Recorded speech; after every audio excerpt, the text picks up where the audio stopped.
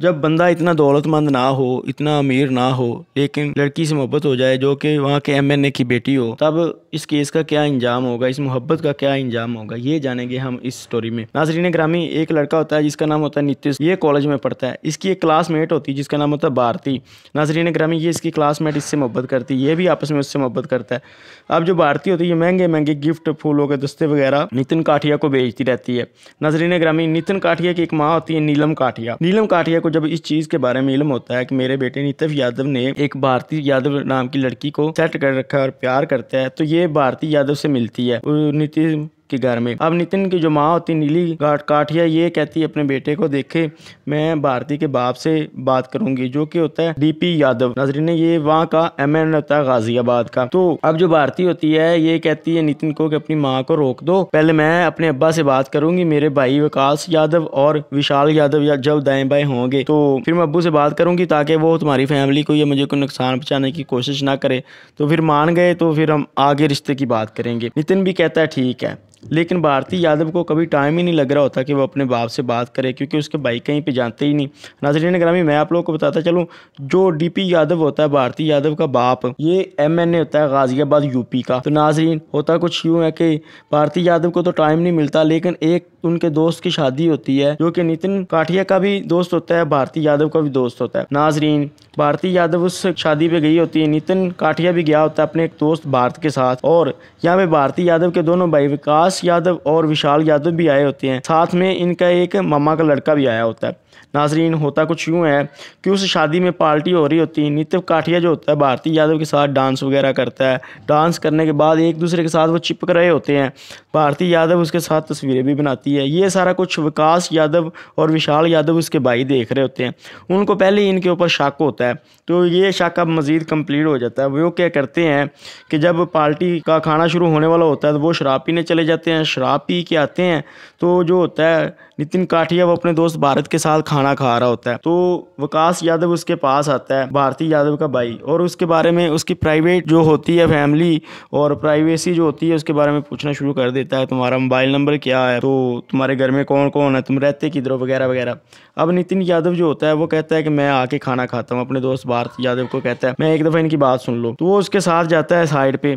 अब जब वो विकास यादव के साथ साइड पे जाता है, तो दूसरा विशाल यादव जो होता है वो ये सब कुछ देख रहा होता है, वो भी इन दोनों के पीछे आ जाता है। नाज़रीन ग्रामी, इनके पीछे आता है, तो इनके मामा का बेटा जो होता है विकास और विशाल यादव का, वो भी इनके पीछे आ जाता है। अब वहाँ पे एक कार खड़ी होती है। ये दोनों भाई जो होते हैं विकास यादव और विशाल यादव और उनके मामा का बेटा, किसी तरह बुला फुसला के नितिन काठिया को अपनी गाड़ी में बिठा लेते हैं। गाड़ी में बिठाने के बाद देखते हैं कि मामा का बेटा भी आ गया है, और एक बंदा पहले ही इसमें बैठा होता है, जो कि फरीद यादव होता है। एक कसाई पैसे लेके बंदे को कत्ल करता है। तो नाज़रीन ग्रामी, सुपारी किलर भी साथ होता है। ये लोग गाड़ी भगा रखते हैं। भगाने के बाद यूपी से 80 किलोमीटर दूर चले जाते हैं। वहाँ पे एक हाईवे से नीचे उतर के बुर्ज देखते हैं, जो कि एक पुल होता है और खाली होता है, उसके ऊपर कोई रश नहीं होता, कोई कुछ नहीं होता। रात 3:30 का टाइम होता है। तो ये वहाँ से नितिन काठिया को बाहर निकालते हैं। बाहर निकालने के बाद उसको मारना शुरू कर देते हैं, और वहाँ से गाड़ी से ये एक थोड़ा निकालता है विकास यादव। थोड़ा निकाल के उसके सर के ऊपर थोड़े मारने शुरू कर देता है। यूं उसके सर के ऊपर थोड़े मार मार के उसको मार देते हैं। वो मर जाता है। गाड़ी से एक टैंकर निकालते हैं, एक पूरी टैंकी निकालते हैं 20 लीटर की, जिसमें से तेल भरा होता है। तेल उसके ऊपर डोल के उसको आग लगा देते हैं। यूं नाज़रीन ग्रामी, ये डेड बॉडी अभी पूरी जली भी नहीं होती कि वो सब लोग उसे छोड़ के वापस आ जाते हैं। अब होता क्या है, रात के 4 बजते हैं, तो वो जो नितिन काठिया का दोस्त होता है भारत, वो उसके साथ आया होता है। वो अपने दोस्त को ढूंढता है कि आखिर वापस चलें, टैक्सी दोनों ने करवाई होती है, तो वापस चलें अपने घर। नितिन काठिया किधर रह गया? वो जाके शादी में सब लोगों से पूछता है, नहीं मिलता वो।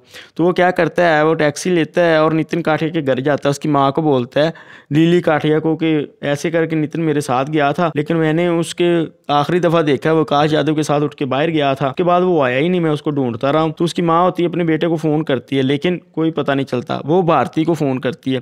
भारती कहती है कि आंटी इस तरह है कि मेरे भाई भी नज़र नहीं आ रहे 1.5-2 घंटे से, तो नितिन काठिया भी नज़र नहीं आ रहा, नितिन पता नहीं किधर उनके साथ ना गया चला हो। तो वो कहती है आप एक दफ़ा मेरे अब्बू से बात कर लें, ये पापा का नंबर लें। वो डीपी यादव का नंबर देती है अपने बाप का, नीली यादव को। अब नीली काठिया क्या करती है, नितिन की माँ उसको फ़ोन करती है, लेकिन डीपी यादव जो होता है उसका फ़ोन ही नहीं सुनता। अब होता क्या है, सुबह वो करीबी थाने में चली जाती है, थाने में जाके एफआईआर दर्ज करवा देती है। तो एफआईआर दर्ज करवाने के बाद वो उसमें लिखती है कि डीपी यादव के 2 बेटे विशाल यादव, विकास यादव और एक उसका भांजा उसके साथ थे, उन लोगों ने कहीं उसको कुछ कर दिया। नाजरीन ग्रामी ये लिखा जाता है। लिखने के बाद वो बताती है कि मेरा बेटा उनकी बेटी भारती यादव से मोहब्बत भी करता था और वो भी करती थी। तो नाजरीन अब होता कुछ यूँ है, दिन होता है 16 फरवरी 2002 का, जब ये गायब हुआ होता है। अब आगे 17 फरवरी 2002 को इसकी एफआईआर दर्ज होती है। तो पुलिस वाले जो होते हैं अभी वो एफआईआर दर्ज ही कर रहे होते हैं कि उनको कहीं से इतला मिलती है कि यूपी से 80 किलोमीटर दूर एक डेड बॉडी पड़ी हुई जो कि पुल के नीचे है। नाजरीन ग्रामी पुलिस वाले एफआईआर दर्ज करने के बाद उस डेड बॉडी को रिकवर करते हैं, गाजियाबाद में ले आते हैं। गाजियाबाद में लाने के बाद उस डेड बॉडी का डीएनए टेस्ट वगैरह होना होता है, फॉरेंसिक रिपोर्ट में सारा कुछ लिखना होता है। तो वो हॉस्पिटल के लिए उसे भेज देते हैं और साथ में पोस्टमार्टम भी होना ताकि पता चले इसका कत्ल कैसे हुआ। तो अब पुलिस वाले वायरलेस करते हैं कि किसी की कोई मिसिंग कंप्लेन हो, तो आगे नितिन काठिया की मिसिंग कंप्लेन आ जाती है। पुलिस वाले 4 दिन बाद नीली काठिया को मंगवाते हैं। मंगवाने के बाद वो कहते हैं इस डेड बॉडी को पहचानो। देखिए उस माँ का क्या हाल हुआ होगा जो एक अपने प्यारे जवान बेटे को शादी पे भेजती है और वापसी भी उसकी डेड बॉडी को पहचानने के लिए पुलिस वाले कह रहे होते हैं। खैर वो जाती है, जाके देखती है, साथ उसके बड़े बड़े लोग भी होते हैं। तो नाजरीन मैं आपको बताता चलूँ, अब जो भारती यादव थी इसके घर वाले तो सियासतदान थे, इनका बाप एमएनए था। दूसरी तरफ वो जो था नितिन काठिया के घर वाले, उसके भी जो रिश्तेदार और रिलेटिव थे दूर नज़दीक के, वो भी बड़े बड़े ऑफिसर थे। इसलिए पुलिस के ऊपर प्रेशर आता है। वो देखती है नीली यादव, नीली काठिया, तो पहचान जाती है मेरे बेटे की डेड बॉडी है। एक हाथ से पहचानती जो कि आग में जला नहीं होता। उसका डीएनए होता है। डीएनए के होने के बाद ये केस चलता है गाजियाबाद में, लेकिन गाजियाबाद में तो उस एमएनए की होल्ड होती है। उसकी माँ ये चीज़ें समझती है और काफ़ी बड़े बड़े ऑफिसर भी उसके साथ होते हैं जो कि उसके रिश्तेदार ही होते हैं। अब वो सुप्रीम कोर्ट में एक पिटीशन दायर करती है कि यहाँ पे हमें खतरा है तो हमारा केस दिल्ली में ट्रांसफ़र कर दिया जाए। यूँ नाजरीन ग्रामी दिल्ली सेशन कोर्ट में उनका केस ट्रांसफ़र कर दिया जाता है। दिल्ली में जाके वो केस लड़ती है अपने बेटे का। यहाँ पे नाजरीन ग्रामी 2003 को इस केस के फैसला होना शुरू हो जाता है। इस केस पे गवाह लगना शुरू हो जाते हैं। सबसे पहले भारती यादव की गवाही आती है। नाजरीन उसका बाप जो होता है उन्हीं दिनों में उसे इंग्लैंड भेज देता है। वो इंग्लैंड में बैठ के 2 ईमेल करती है नीली यादव को कि मैं नितिन काठिया से काफ़ी मोहब्बत करती थी आंटी, और मेरे भाई और मेरे कज़न के साथ आखिरी दफ़ा मैंने देखा था नितिन काठिया को जाते हुए। तो मतलब उसके हक़ में बयान देती है। अब जो उसकी माँ नीली काठिया होती है नितिन यादव की, तो वो एफआईआर में लिखती है और कोर्ट में ये सब कुछ देती है कि देखिए उनकी बेटी मोहब्बत करती थी, ये उसने गुलदान दिए, गुलदस्ते वगैरह दिए इतने महंगे महंगे, और दूसरा ये है कि उसने ये ईमेल भी भेजे हैं, जिसकी वजह से अब इन दोनों के ऊपर विकास यादव और विशाल यादव और उनके कज़न तीनों के ऊपर ये दर्ज हो जाती है एफआईआर वगैरह, और पुलिस वाले इनको गिरफ़्तार कर लेते हैं। नाज़रीन ग्रामी गिरफ़्तार होने के बाद ये होता है कि इनको जब कोर्ट में पेश किया जाता है तो इनके साथ वो बंदा जो सीरियल किलर था, जो पैसे लेके बंदा कत्ल करता था, वो भी गिरफ़्तार होता है।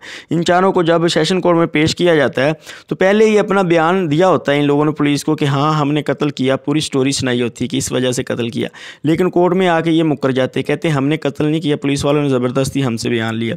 यूँ नाज़रीन ग्रामी उनकी बेल हो जाती है। बेल होने के बाद इनकी माँ जो नीली काठिया होती है, नितिन काठिया की माँ, वो हाई कोर्ट में चली जाती है। हाई कोर्ट में जाने के बाद उनकी बेल खारिज हो जाती है। नाज़रीन ग्रामी सन 2002 का केस चल रहा था। सन 2004 आ गया जब सेशन कोर्ट ने इस केस में उनको बेल दे दी थी। 2004 के बाद ये केस ट्रांसफ़र होया हाई कोर्ट में। हाई कोर्ट में चैलेंज होने के बाद 2006 में आके इनकी बेल खारिज हो जाती। बेल खारिज होने के बाद विशाल यादव, विकास यादव और उस किराए के कातिल ने और उसके कज़न जो होता है विकास यादव को, उनको लिया जाता है। लेने के बाद उनकी बेल ख़त्म होती है और उनके ऊपर ये चार्जशीट तैयार हो जाती है कि हाँ उन लोगों ने कत्ल किया। कत्ल करने के बाद नाज़रीन करामी उन लोगों ने सबूत मिटाने की कोशिश की और डेड बॉडी को जलाने की भी कोशिश की। इस वजह से उन तीनों को, विकास यादव और विशाल यादव और उनके कज़न, तीनों को 30-30 साल की कैद होती है, वो भी किसी बेल के बगैर। और जो उनके साथ बंदा होता है उसको 25 साल की कैद होती है। नाजरीन यहाँ पे एक तरफ तो बड़े बड़े ऑफिसर, पढ़ी लिखी एजुकेटेड फैमिली वो जोर लगा रही होती है, दूसरे पास से एक DMPA होता है जो कि काफ़ी बड़ा तगड़ा होता है और उसके जो बेटे होते हैं वो भी सियासत में खड़े होते हैं, तो उनके खिलाफ पहले भी 9-9 10-10 मुकदमे 302 के चल रहे होते हैं। यूँ नाज़रीन ग्रामी दोनों पार्टियाँ काफ़ी ज़ोर लगा रही होती हैं। अब हाई कोर्ट का फैसला तो ये आया होता है, लेकिन जो DP यादव होता है MNA, वो सुप्रीम कोर्ट में ये केस चैलेंज कर देता है, सुप्रीम कोर्ट में ये केस चलना शुरू हो जाता है। लेकिन सुप्रीम कोर्ट में भी जाके ये साबित हो जाता है कि विकास यादव, विशाल यादव, उसके दोस्तों और कज़न ने मिल के ये बंदा कत्ल किया है। तो उसकी सज़ा नाज़रीन ग्रामी सन 2008 के 27 अप्रैल को फैसला आता है कि उसकी सज़ा ये होती है कि जो विशाल यादव होता है और विकास यादव होता है और उनका कज़न होता है, मामा का बेटा, उन तीनों को 25-25 साल कैद हो जाती है। और जो किराए का कातिल होता है, चूँकि वो किराए का कातिल होता है साथ कत्ल करने के लिए, लेकिन वो साथ होता है, कत्ल करने की उसे ज़रूरत ही नहीं पड़ती, क्योंकि विकास यादव उसके सर में पहले ही थोड़े मार मार के उसे मार देता है, इसलिए उसको सज़ा होती है 20 साल की।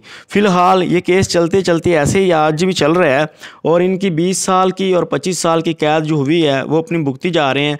लेकिन साथ में ये केस चैलेंज भी हुआ है। दोबारा फिर इसका जो भी फैसला आएगा वो तो फिर दोबारा आप लोगों को बताया जाएगा। वीडियो अच्छी लग लेंगी सूरत में सब्सक्राइब और अल्लाह के बाद।